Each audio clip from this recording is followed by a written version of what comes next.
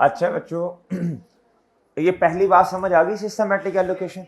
ये अब पढ़ते जाएंगे ना, मेथड सब यही पढ़ने हैं हमने। उसके बाद दूसरी बात बच्चों, डेप्रिशिएबल अमाउंट। क्या जी?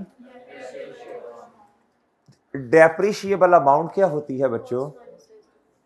डेप्रिशिएबल अमाउंट क्या होती है बच्चों?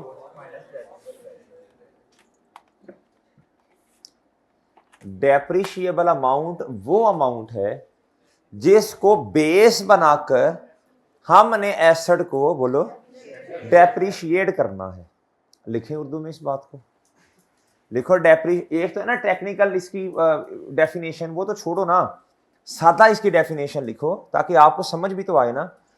डेप्रिशिएबल अमाउंट वो अमाउंट है जिसको बेस बनाकर डेप्रिशिएबल अमाउंट वो अमाउंट है जिसको बेस बनाकर हमने एसेट को, बोलो शाबाश, डेप्रिशिएट करना है। क्या करना है बच्चों?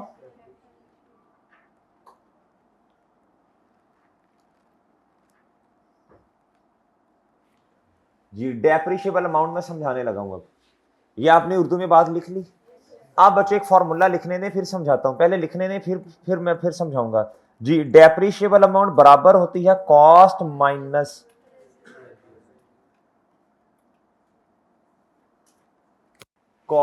Minus residual value. अब जरा समझिएगा, कहता जी असूलन तो वैसे आपके दिमागों में, जहनों में, अगर आप सोचें थोड़ा सा, वैसे तो सवाल आएगा ही नहीं ना, अगर आप सोचें तो इधर कॉस्ट का लफ्ज नहीं आना चाहिए। नहीं, स्टैंडर्ड कहता है इधर डेप्रिशिएबल अमाउंट का लफ्ज आएगा। हमने कहा क्या डेप्रिशिएबल अमाउंट में और कॉस्ट में कोई फर्क होता है? स्टैंडर्ड का जवाब है यस। जिसको नहीं आता कोई मसला नहीं है, परेशान नहीं होना जी। हमने स्टैंडर्ड से पूछा क्या कॉस्ट में और डेप्रिशिएबल अमाउंट में कोई फर्क है? स्टैंडर्ड ने जवाब दिया यस, फर्क है। क्या फर्क है? कहता कॉस्ट वो है जितने का एसेट आपने खरीदा, प्लस इसमें कुछ और चीजें भी ऐड होती हैं। बहरहाल अभी मैं आपको वो नहीं पढ़ा रहा, बाद में पढ़ाऊंगा। आप दुकान पे गए, आपने एसेट को खरीद लिया, सिर्फ ये एसेट की कॉस्ट का पार्ट नहीं बनेगा, बल्कि उस चीज को लेके आने का खर्चा, उसको इंस्टॉल करने का खर्चा, सही है, और भी उसका नॉन रिफंडेबल टैक्स, मैं सब पढ़ाऊंगा इंशाल्लाह। ये सारे के सारे खर्चे उसकी कॉस्ट में क्या होते हैं बच्चों? ऐड होते हैं। क्या होते हैं? हमने कहा ये तो समझ आ गया, ये किस बला का नाम है? Minus residual value. कहता रेजिडुअल वैल्यू, अभी छोड़े रेजिडुअल। कहता जी आपने एसेट को इस्तेमाल करना है कितने साल? 5 साल। कितने साल? एसेट की कॉस्ट है 100 रुपया। कहता जब 5 साल पूरे हो जाएंगे ये एसेट बिक जाएगा मार्केट में। अच्छा, ये एक एस्टीमेट है, बिक जाएगा। फ्यूचर की बात जब भी आएगी याद रखना, ये एक एस्टीमेट होगा, कंफर्म नहीं है।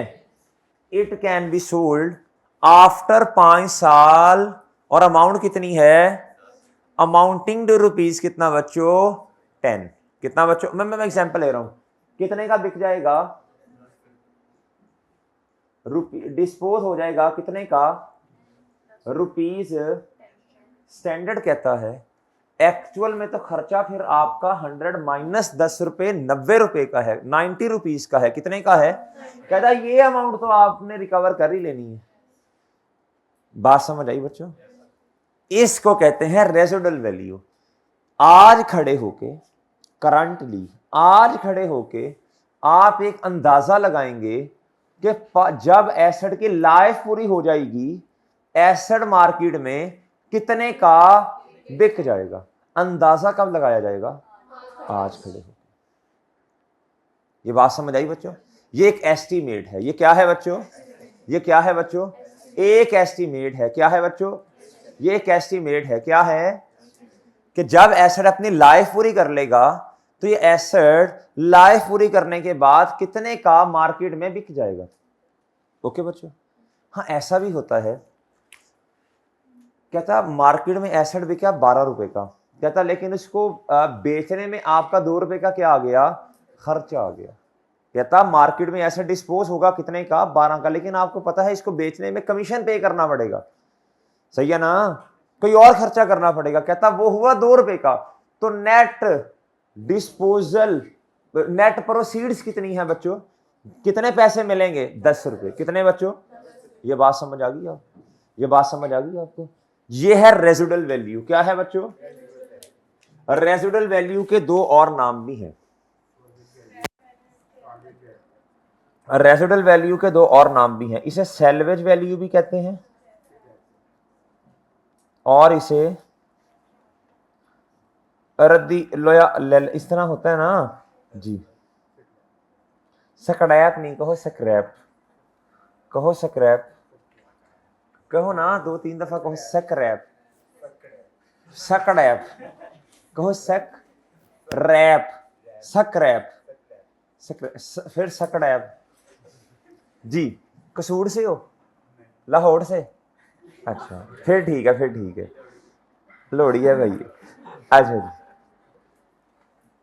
अब माइंड तो नहीं करोगे ना। अच्छा जी, कॉस माइनस रेजिडुअल वैल्यू, आगे बच्चों ये डिवाइडेड का साइन नहीं है, स्लैश है, सैल्वेज वैल्यू या फिर स्क्रैप वैल्यू। ओके भाई, ओके बच्चों। अच्छा अब देखें जी, कॉस्ट है, कॉस्ट है बच्चों ₹100, कितने की, माइनस कर दें बच्चों इसमें से, बोलो बताएं रेजिडुअल वैल्यू कितनी है। ये एक्स कितना है बच्चों, सॉरी डेप्रिशिएबल अमाउंट कितनी है। ओके जी, ये बात समझ आती है आपको, ये बात समझ आती है जी, कोई मसला जी, कोई मसला बच्चों। अच्छा चलें, आपसे एक सवाल पूछता हूं, फिर मैं सवाल पूछने लगा हूं आपसे। सवाल पेपर में, ये बड़े बड़े सवालों में ये ट्रिक दिया जा सकता है, इसलिए बेस अच्छी बना लें आप। बड़े बड़े सवालों में ये मसला आ सकता है जी। मुझे बताएं बच्चों, अगर कभी उसने आपको कॉस्ट नहीं दी तो क्या आप इस इक्वेशन की मदद से कॉस्ट निकाल सकते हैं। उसने डेप्रिशिएबल अमाउंट दे दी आपको 90 की, और बच्चे रेजिडुअल वैल्यू है 10 रुपए, क्या कॉस्ट आ सकती है। क्या ऐसा भी हो सकता है कि कॉस्ट उसने 100 दी हो, डेप्रिशिएबल अमाउंट 90 हो, क्या रेजिडुअल वैल्यू आ सकती है। यानी जहन में बिठा लें, जहन में बिठा लें, इस इक्वेशन से कोई भी 2 चीजें देके एक मिसिंग फिगर निकाली जा सकती है। इसको लिख लो कहीं, लिख लो, लिख लो, ये बड़े सवालों में जाके ऐसा ट्रिक दिया जा सकता है। शाबाश, लिखो लिखो लिखो, जल्दी करो, शाबाश। इस इक्वेशन को लिखो, इस इक्वेशन को लिखने के बाद इस पे एरो लगाओ ऐसा, और लिखो 2 चीजें देके एक मिसिंग फिगर निकलवाई जा सकती है। आपको जिस एंगल पे हम सोचना सिखाएंगे ना, आपका माइंड उसी एंगल पे सोचेगा। अगर नहीं बताएंगे तो आप सोचेंगे ही नहीं खुद जी। लिखो लिखो लिखो भाई, लिखो ना, नहीं लिख रहे, लिख लिया आपने। ऑनलाइन वालों रजिस्टर, अच्छा आज लेक्चर नंबर 5 दिखाएं, इस तरह शो करवाएं, लेक्चर नंबर 5 जी, लेक्चर नंबर 5 लिखा है जी। और उसके बाद वो पेज नंबर कौन सा बन रहा है बच्चे आपका, नजफ तुम्हारा 21 जी, भाई आपका 21। किसी का भी 5वां छठा हो आज जी। भाई ये देखो, ये कह रहा है जी ऑनलाइन वालों का होगा, तुम्हारा मजाक उड़ा रहा है ये। अब देख लो, अब तुमने मजाक उड़वाना है या सीरियस होना है। नहीं, ऑनलाइन वाले अच्छे बच्चे हैं, ऐसे थोड़ी है जी।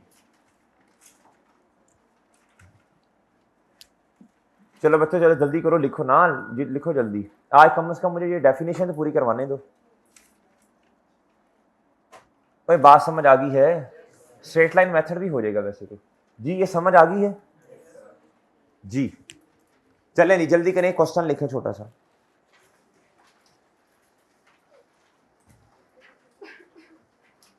लिखें जी, डेप्रिशिएबल अमाउंट इज रुपीज, जरा आज दिल खोल के ना अमाउंट्स लिखें, लिखें फिर लिखें, depreciable amount is ₹480, depreciable amount is ₹480। कहता residual value is 70, residual value is 70, residual value is 70। कहता calculate cost of the asset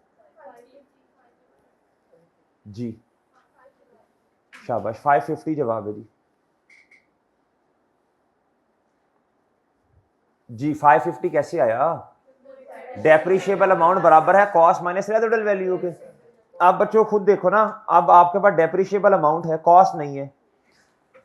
अब ये कॉस्ट नहीं है, आप डेप्रिशिएबल अमाउंट है, ये रेजिडुअल वैल्यू माइनस है, इधर आके प्लस कर दो और ठीक है साइंसदान से जी। आगे लिखें एग्जाम्पल नंबर 2 लिखें जी। कॉस्ट ऑफ एसेट है जी 9500। आहिस्ता आहिस्ता अमाउंट जरा बढ़ रही है ना। कॉस्ट ऑफ एसेट है बच्चों 9500। डेप्रिशिएबल अमाउंट है, अब जरा मेरी बात सुनना, बताना ये जरा कुछ गलत नहीं होगा, जरा सुनना। डेप्रिशिएबल अमाउंट है 10,000 है नहीं? हाँ, सही है, इससे एक और कॉन्सेप्ट निकल आएगा फिर। चलें फिलहाल रहने दें, आप लिखें डेप्रिशिएबल अमाउंट है जी 9,000 जी। डेप्रिशिएबल अमाउंट है 9,000। Calculate residual value. अब किसी बड़े सवाल में ये वाला काम किया जा सकता है जाके। अब एडजस्टमेंट ज्यादा होंगी तो तब दिमाग खोलना है आपने कि किसी ना किसी जगह पे हमने सोचा हुआ इस एंगल पे। सही है बच्चों, रेजिडुअल वैल्यू बता दो। ये है डेप्रिशिएबल अमाउंट, ये है कॉस्ट। कॉस्ट कितनी है बच्चों बताओ जरा? 9,500 ना जी। और बच्चों डेप्रिशिएबल अमाउंट कितनी है? 9,000। सही है, और रेजिडुअल वैल्यू फाइंड करनी है, तो रेजिडुअल वैल्यू माइनस में इधर ले आए इसको और इसको उधर ले जाए, 500 रुपया जवाब आ जाएगा। ओके बच्चों, अभी मैंने एक बात में मैंने कहा था जी डेप्रिशिएबल अमाउंट 10,000 लिखे, आपने रोला डाल दिया था। वो रोला क्यों डाला आपने? बच्चों मेरी बात सुनो इधर, मेरी बात सुनो इधर। ये है डेप्रिशिएबल अमाउंट और ये बराबर है कॉस्ट माइनस रेजिडुअल वैल्यू के। यानी आप कॉस्ट में से कुछ निकालेंगे तो आपके पास डेप्रिशिएबल अमाउंट आएगी। सोचें इस फार्मूला को, सोचें अकल से सोचें इसको। आप कॉस्ट में से रेजिडुअल वैल्यू को माइनस करेंगे तो आपके पास क्या आएगा? Depreciable amount. अब मुझे एक बात बताएं, कभी ऐसा पॉसिबल है कि एक चीज जिसमें से कुछ निकाला जा रहा है वो कम हो और इधर वाली चीज ज्यादा हो? क्या ये पॉसिबल है? पॉसिबल ही नहीं है। याद रखना बच्चों हमेशा, कॉस्ट या तो डेप्रिशिएबल अमाउंट से ज्यादा होगी या फिर बराबर होगी, बराबर हो सकती है। अगर रेजिडुअल वैल्यू जी कहता जी कॉस्ट है 9,500 और डेप्रिशिएबल अमाउंट भी कितनी है? 9,500। इससे मतलब है जी at the end of useful life हमारी एक्सपेक्टेशन है कि एसेट से 1 रुपया भी रिकवर, यस ऐसा हो सकता है। रेजिडुअल वैल्यू 0 हो सकती है। ये बात समझ आती है? और ये बात समझ आती है जी। नोट लिखें जी अंग्रेजी में या चलो उर्दू में, अंग्रेजी में लिख लें दराज जी। लिखें cost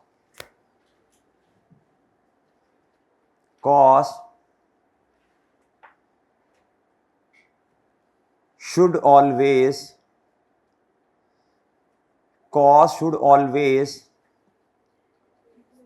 be higher or equal.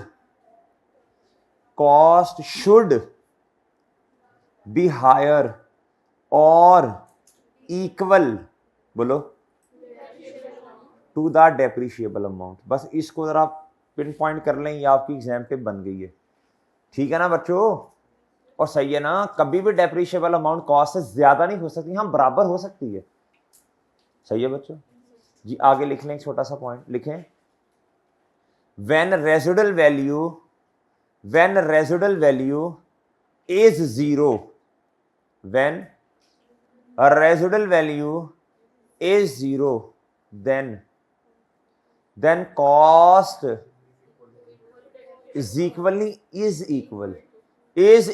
to depreciable amount. Okay बच्चों, इधर तक बातें समझ आ गई हैं जी। 2 पॉइंट्स हमने डिस्कस कर लिए। कितने पॉइंट्स बच्चों? सिस्टमैटिक एलोकेशन भी कर लिया और जी इधर तक मसला तो नहीं कोई। अब आ जाए बच्चों तीसरे पॉइंट पे, ऑफ एन एसेट। इधर किस एसेट की बात की जा रही है? इधर बात की जा रही है नॉन, और इसमें से भी नहीं, इधर ही लिखना चाहिए मुझे। हाँ चले इधर लिख देता हूं, टेंजिबल। क्या बच्चों, ये बात समझ आ गई बच्चों? ये तीसरा पॉइंट तो खैर इतना वो नहीं है। आगे आ जाए बच्चों, एक है यूजफुल लाइफ और एक क्या है, एक है यूजफुल लाइफ और एक क्या है बच्चों, इकोनॉमिक लाइफ। क्या है बच्चों? यूजफुल लाइफ की हेडिंग दे दें, यूजफुल लाइफ की हेडिंग दे दें।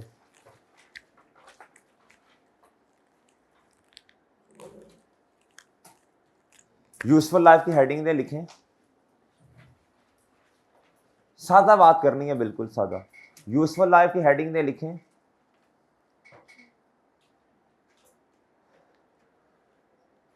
वो लाइफ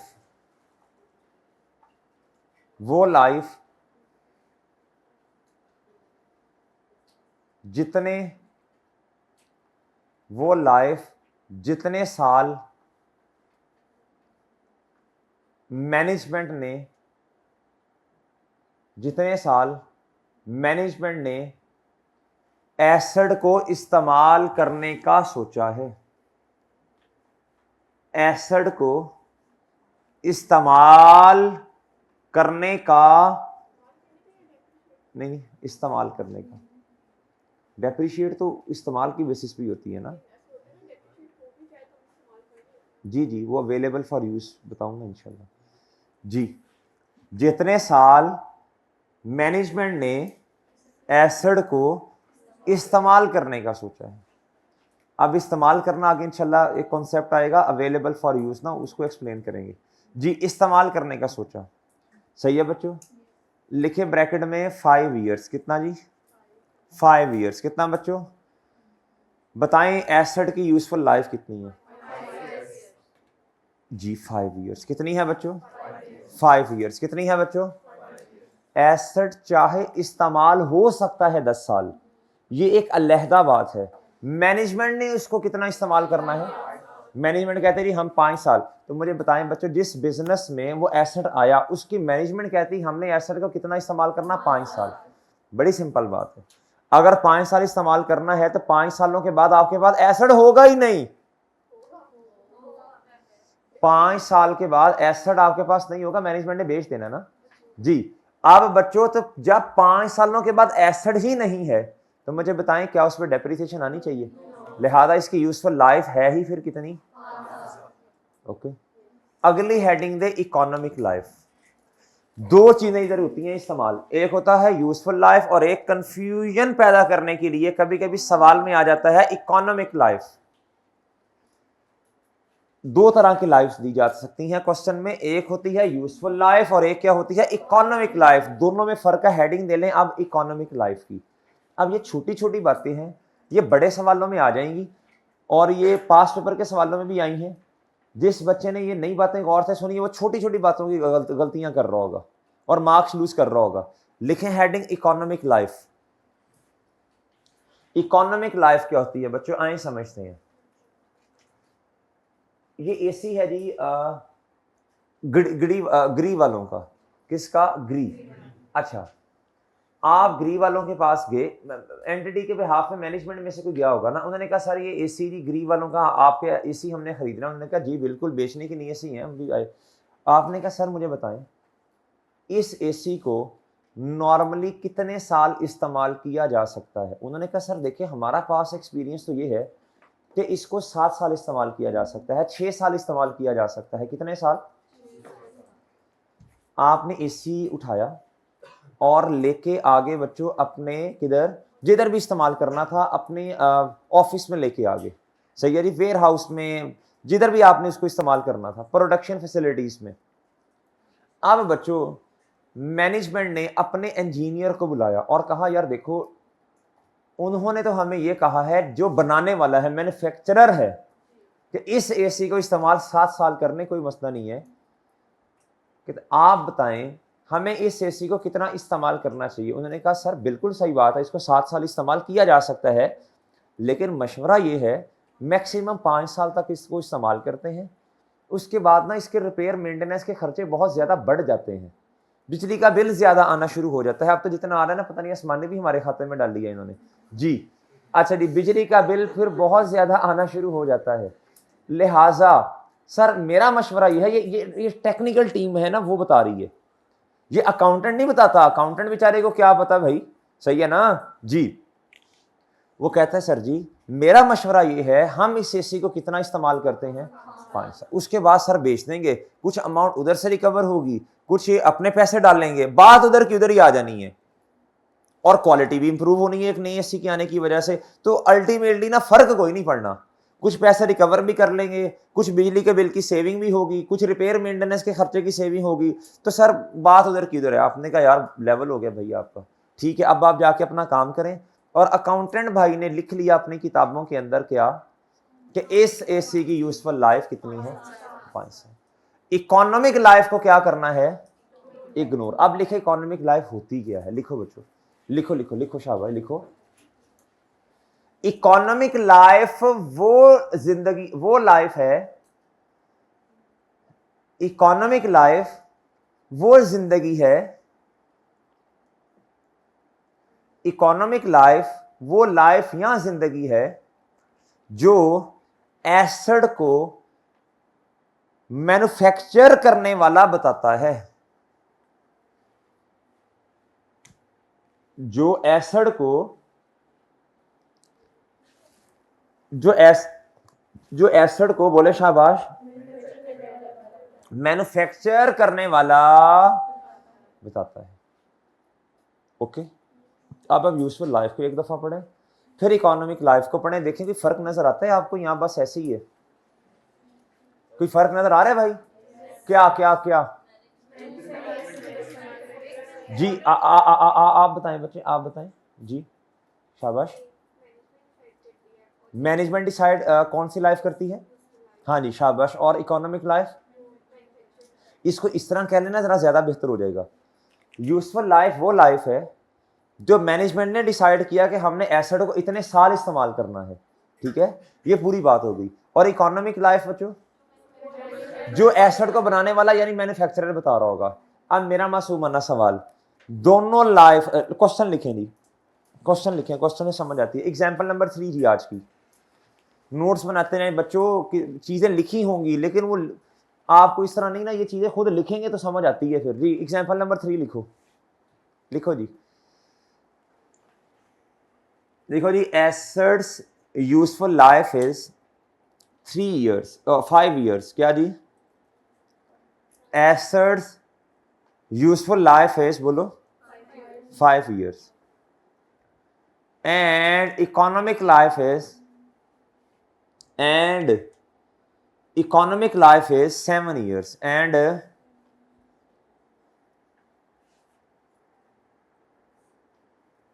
जी बता दें बच्चों, हाईलाइट करते हैं दोनों में से कौन सी रेलिवेंट है डेप्रिसिएशन के लिए। फॉर द पर्पस, आगे लिखने चले, for the purpose of depreciation, for the purpose of depreciation which life is relevant, जी बता दें जी जल्दी से।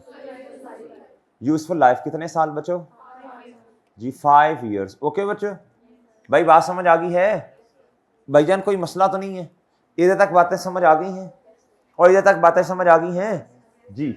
अब ये 4 पॉइंट्स क्लियर हैं बच्चों। कुछ मेथड्स हैं, डेप्रिशिएबल अमाउंट है कॉस्ट माइनस रेजिडुअल वैल्यू, हमने उसको रीअरेंज करना भी सीख लिया इस इक्वेशन को। डेप्रिशिएबल अमाउंट है जो है जी कॉस्ट माइनस रेजिडुअल वैल्यू, इसको रीअरेंज करना भी सीखा। एसेट कौन से वाला, नॉन करंट, और आगे कौन से वाला बच्चों, टेंजिबल। और भैया यूजफुल लाइफ इसको सीखा और इसका कंपैरिजन किससे कर लिया, इकोनॉमिक लाइफ से। अब बच्चों हमारी डिस्कशन स्टार्ट होने लगी है इस पे, पॉइंट नंबर 1 पे। अब इस पे डिस्कशन है जी, सिस्टमैटिक एलोकेशन। बच्चों नंबर ऑफ मेथड्स हैं, कितने हैं, 4 या 5 हैं, जिसमें से हमारा पहला मेथड है जी स्ट्रेट लाइन मेथड। क्या है बच्चों जी, स्ट्रेट लाइन मेथड। नाम क्या है बच्चों बोलो जी, स्ट्रेट लाइन मेथड। ये जी पहला मेथड है जी स्ट्रेट लाइन मेथड। एसेट को डेप्रिशिएट कैसे किया जाएगा, 1 मिनट दे दीजिएगा बस।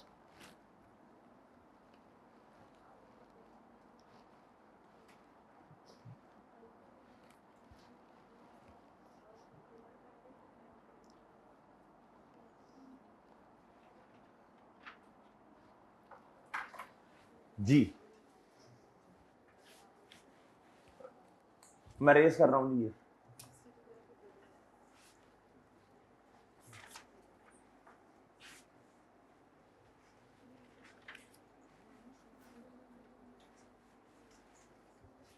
सर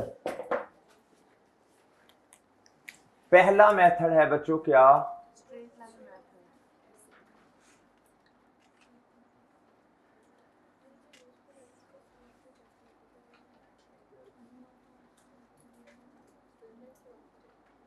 जी स्ट्रेट लाइन मेथड। क्या है बच्चों, इसका फॉर्मूला है बच्चों डेप्रीसिएशन एक्सपेंस बराबर है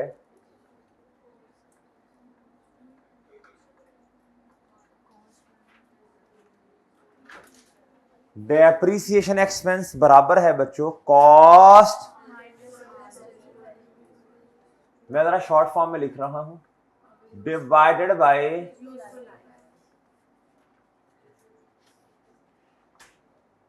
ओके बच्चों, ओके है सर, ओए ओके है साइंसदानों जी। लिखो क्वेश्चन, क्वेश्चन लिखें बच्चों।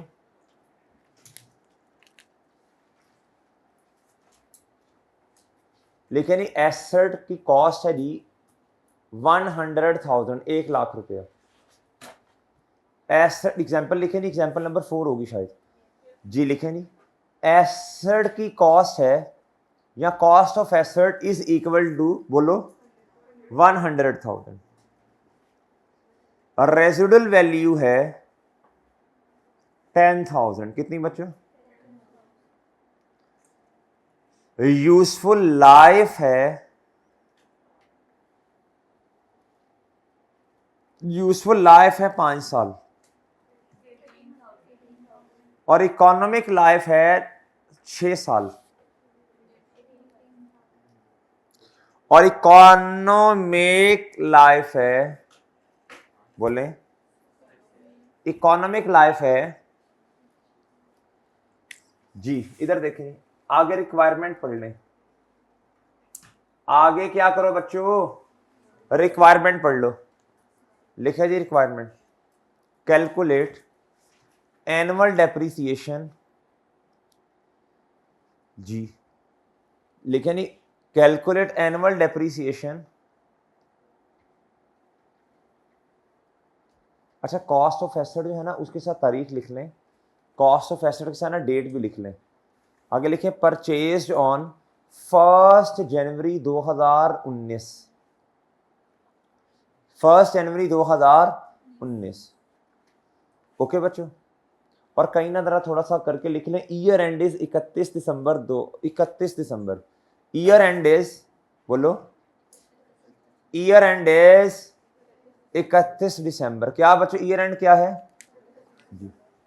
रिक्वायरमेंट पे आओ, लिखो calculate annual depreciation expense, calculate annual depreciation expense for each year, calculate annual depreciation expense for each year and net book value and net book value at the end of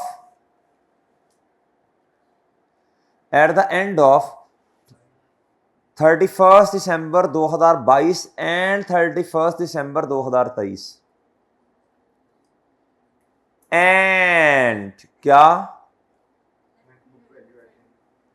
calculate annual depreciation for each year and net book value at the end of बोलो शाबाश 31 December 2022 and 2000। आप मुतवज्जे हो जाएं बच्चों। अच्छा, annual depreciation expense तो हर साल का सेम ही आना है। अच्छा, एक फॉर्मेट मैं बनाने लगा हूं, वो फॉर्मेट बहुत ज्यादा इस्तेमाल होना है। एक फॉर्मेट बनाने लगा हूं बच्चों में जी। ये एग्जाम्पल नंबर किसका सोल्यूशन है?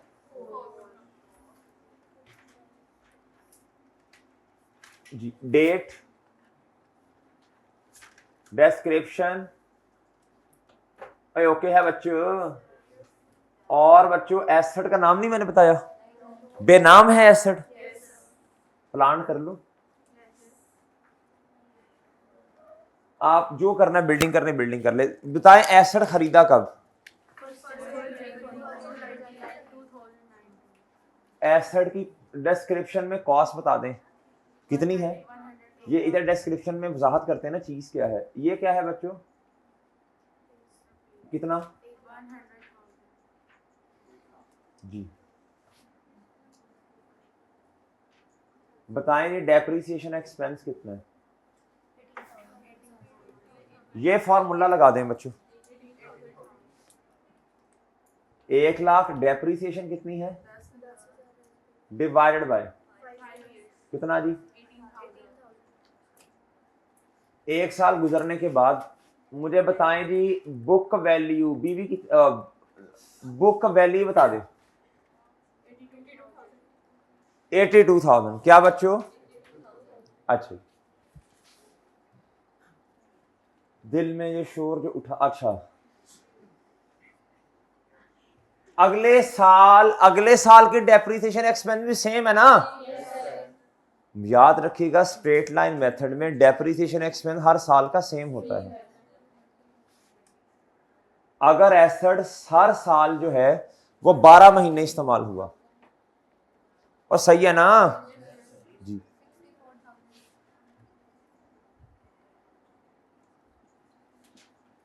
इसे नेट बुक वैल्यू भी कहते हैं, बुक वैल्यू भी कहते हैं, कैरिंग वैल्यू भी कहते हैं, कैरिंग अमाउंट भी कहते हैं, और रिटर्न डाउन वैल्यू भी कहते हैं। दोबारा सुन लें, इसे बुक वैल्यू भी कहते हैं, नेट बुक वैल्यू भी कहते हैं, कैरिंग वैल्यू भी कहते हैं, कैरिंग अमाउंट भी कहते हैं, नेट बुक वैल्यू भी कहते हैं। ओके जी, रिटर्न डाउन वैल्यू भी कहते हैं जी। कितना आया जी? 1 साल मजीद गुजरा, 1 साल गुजरा ना बच्चों। 1 साल गुजरा,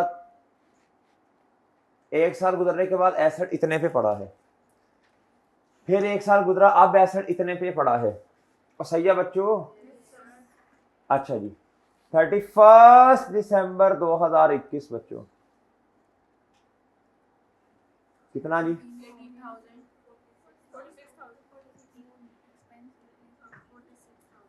जी,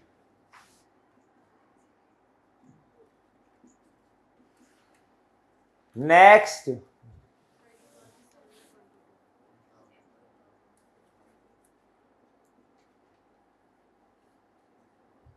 कितना जी? दोबारा फॉर्मूला लगाने की जरूरत नहीं है जी।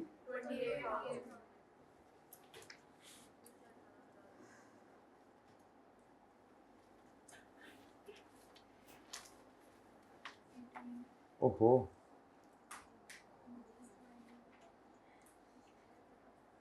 बच्चों डेप्रिसिएशन एक्सपेंस तो 18 ही आना है। ये रिक्वायरमेंट पूरी होगी। जो 31 दिसंबर 22 में हमसे क्या पूछ रहा था भाईजान? भाई बोलो ना, भाईजान बोले ना प्लीज। ओए बोलो साइंसदानों। हाँ, ये आ गई रिक्वायरमेंट पूरी होगी इसकी।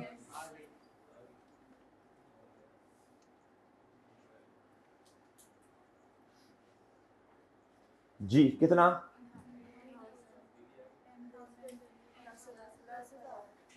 इधर देख मरे, इधर देख, अब्बा जी भी आ जाएंगे जी। 31 दिसंबर 2023 बच्चों जी। अच्छा, ये वाली रिक्वायरमेंट भी पूरी होगी बच्चों? अरे हो गई ना। आप प्लीज इधर नोट जल्दी नोट कर लें नोट कर लो शाबाश, कर लो नोट कर लो। कर लिया, नोट कर लिया। इधर देखिएगा प्लीज, एक साल गुजरने के बाद बुक वैल्यू कम। इधर देखो ना बच्चों, शुरू में तो एसेट की वैल्यू कितनी थी, 1 लाख, एक साल गुजरने के बाद कितनी, मजीद 1 साल गुजरा कितनी, मजीद 1 साल गुजरा, मजीद 1 साल गुजरा, मजीद 1 साल गुजरा। आहिस्ता आहिस्ता एसेट अपनी वैल्यू, जी मेरे भाई, जी जी क्या किया, ये फॉर्मेट बनाना मैं सिखाता हूँ, हम बताता हूँ जरूरी है कि नहीं, बताता हूँ, सब्र तो कर चांद। अच्छा जी, जी इधर तक बात समझ आई, इधर तक बात समझ आ गई बच्चों जी।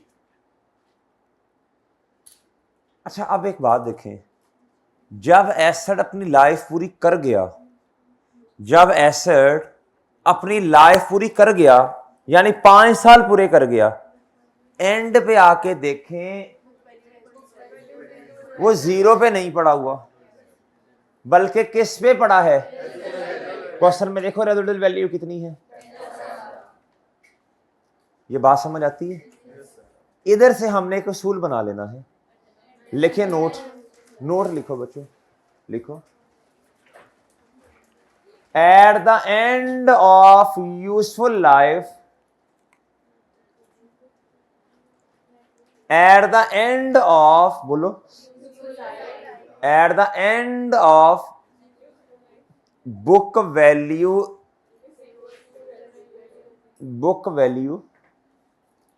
should always, at the end of useful life, book value should always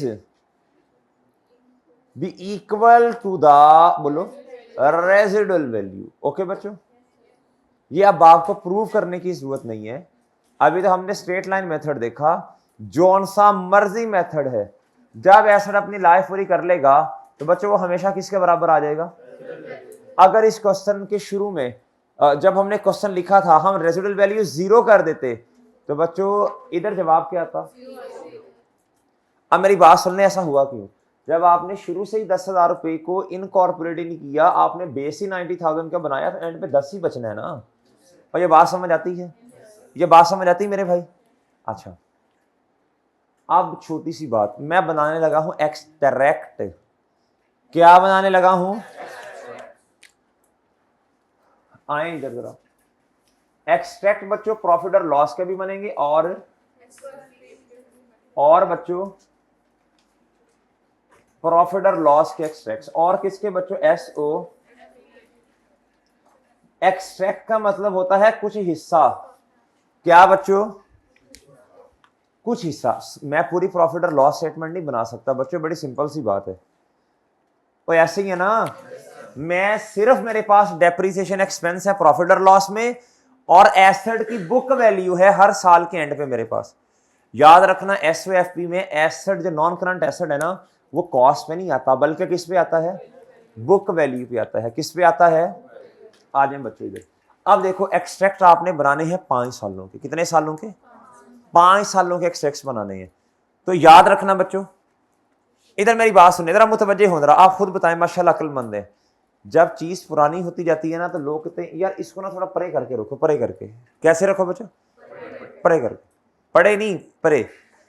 अब सबसे पुराना साल कौन सा है, 19, फिर क्या है, फिर क्या है, फिर क्या है, फिर क्या है,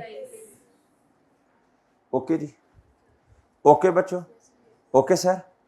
आप मुझे बताएं प्रॉफिट और लॉस में ऑपरेटिंग एक्सपेंसेस में आएगा क्या, बोले शाबाश। ये कॉस्ट ऑफ सेल में नहीं है, ये इधर आएगा जी, क्या जी, डेप्रिसिएशन कितने का आएगा, बोले, हर साल का 18,000 है, हर साल का क्या है, हर साल का कितना है,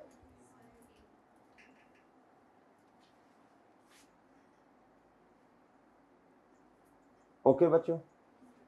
और इधर क्या आएगा, ये प्लांट है, और प्लांट की क्या आएगी बच्चों, हमेशा बुक वैल्यू। प्लांट की नहीं, नॉन करंट एसेट की, मादरत। इधर आप हेडिंग दे दें नॉन करंट एसेट। क्या हेडिंग दे दें बच्चों? और नॉन करंट एसेट्स में से भी क्या लिखें इधर? प्लांट। और साथ का लिख दो, अब मेरी बात मुतवज्जे से सुनिए, 1 साल गुजरने के बाद, भाई मेरे इधर इधर भाई आपने सवाल पूछा था ना जी, और तरह भी सवाल होता है, लेकिन इधर कुछ चीज समझानी है ना असल में। 1 साल गुजरने के बाद एसेट अब कितने पे पड़ा है? हमेशा एसेट अपनी बुक वैल्यू पे आएगा। इधर कितना लिखूं 1 साल गुजरने के बाद? फिर 2020 के एंड पे कितने का पड़ा है? 64,000। कितने का? फिर बताएं, 1 साल गुजरने के बाद फिर कितना जी?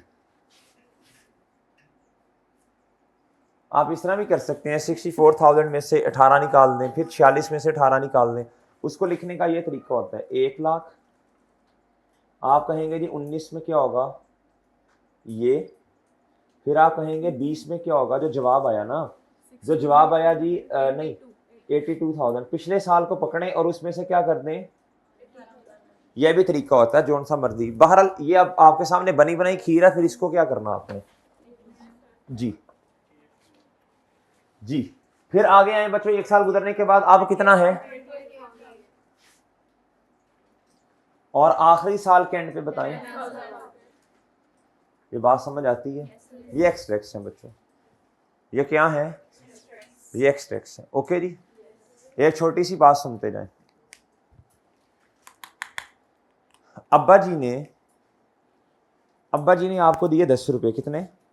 और अब्बा जी ने कहा बेटा इसको ना आपने 5 दिन इस्तेमाल करना, ये आपकी पॉकेट मनी है। क्या है? 100 कर ले, 100। अब्बा जी ने दिल खोल दिया, 100 रुपीज अब्बा जी ने दिए, और अब्बा जी ने कहा बेटा ये आपकी 5 दिनों की क्या है? अच्छा जी, आपने 1 दिन की पॉकेट मनी निकालनी है, कैसे निकालोगे? 100 डिवाइडेड बाय 5 कर देंगे तो आपके पास आ जाएगा 20 रुपए। एक और तरीका भी है, 1 दिन गुजर गया, अब हर साल जवाब 20 ही आना है। एक और तरीका भी है, 1 दिन गुजर गया, अब पीछे कितने बचे? 80। अगर मैंने टोटल अमाउंट पकड़नी है तो डिवाइड मुझे टोटल लाइफ से करना पड़ेगा, लेकिन अगर मेरे पास टोटल नहीं है, अब्बा जी कहते बेटा मैंने तुम्हें टोटल कितने पैसे दिए थे? आपने कहा अब्बा जी मुझे अब क्या याद, मुझे वो कल की बात है, मुझे आज की आपकी बताई हुई बात याद नहीं है। नहीं ऐसे आपने कहना नहीं है, वैसे ही कह रहा हूं, आपने नहीं ऐसे कह देना जी। अब्बा जी ने कहा बेटा मैंने आपको कल कितने, आपने कहा अब्बा जी याद नहीं है। अब्बा जी ने कहा नखट्टू चलो इतना बताओ अभी तुम्हारे पास कितने हैं? आपने कहा अब्बा जी अभी मेरे पास है 80 रुपीज। कितने हैं जी? अब्बा जी ने कहा बेटा तुम्हें अगर ये याद नहीं है कि टोटल कितना है, तुम्हें इतना तो पता है ना कि तुमने खर्च करने के बाद अब तुम्हारे पास कितने हैं? उसने कहा जी अब्बा जी वो तो मेरे पास है। क्या निकाल लो? कहा जी 80 रुपीज मेरे पास है। कितने हैं? अब्बा जी ने कहा था बेटा इसको तुमने 5 दिन इस्तेमाल करना है, खर्च करना है, अब तुम्हारे पास है 80 रुपीज। तो अब मुझे बताओ पीछे दिन कितने रह गए हैं? बची हुई अमाउंट को बचे हुए दिनों में डिवाइड कर दो, आपके पास फिर भी जवाब कितना आएगा? 20 ही आएगा। ये बात समझे हैं? इधर से ही हम एक और फॉर्मूला निकालते हैं। ओ इधर से ही एक और फॉर्मूला, ये है स्ट्रेट लाइन का पहला फॉर्मूला। दूसरा फॉर्मूला है बच्चों डेप्रिसिएशन एक्सपेंस बराबर होता है book value minus divided by. अब बुक वैल्यू कहते हैं जी बची हुई अमाउंट जिसने अभी क्या होना है, अनडेप्रिशिएटेड अमाउंट जिसने अभी क्या होना है, डिवाइडेड बाय रिमेनिंग। अगर आपके पास कॉस्ट नहीं है तो ये वाला फॉर्मूला भी इस्तेमाल किया जा सकता है। ओके बच्चों? भाई ओके है साइंसदानों? आप प्लीज एक दफा कैलकुलेटर पकड़िएगा, बस 1 मिनट, बस लेक्चर खत्म हो गया ना, 1 मिनट दे दें बस, और हम 1 मिनट बस। 1 साल गुजरने के बाद बच्चों बुक वैल्यू कितनी है? अब 1 साल गुजर गया, पीछे 5 साल नहीं है, मैंने दिनों की एग्जांपल दी थी ना, पीछे 5 साल नहीं है, 4 साल है। डिवाइड करें 82,000 को 4 सालों पे, जवाब 18,000। मजीद 1 साल गुजरा, यानी 19 और 20 2 साल गुजरने के बाद बुक वैल्यू कितनी है? बोलो भाई, ठीक है। 2 साल गुजर गए, 5 में से 2 साल निकाल दो, 64 को डिवाइड करो 3 से, 18 आ गया ना। अब आप आए इधर 46 को डिवाइड करो 2 से, माइनस रेजिडुअल वैल्यू भी करते जाना बच्चों, ये आपने खुद करते जाना है। रेजिडुअल वैल्यू माइनस करेंगे तो जवाब आएगा ना 64,000 माइनस 10,000 डिवाइडेड बाय 3 जी, 46,000 माइनस 10,000 डिवाइडेड बाय, ओके बच्चों। 28,000 माइनस 10,000 डिवाइडेड बाय, ओके बच्चों। अब ये वाला फॉर्मूला भी आपको समझ आ गया, ठीक है। बची हुई अगर टोटल है तो टोटल को टोटल से, total minus residual value divided by total life, बची हुई amount minus residual value divided by remaining. Allah Hafiz.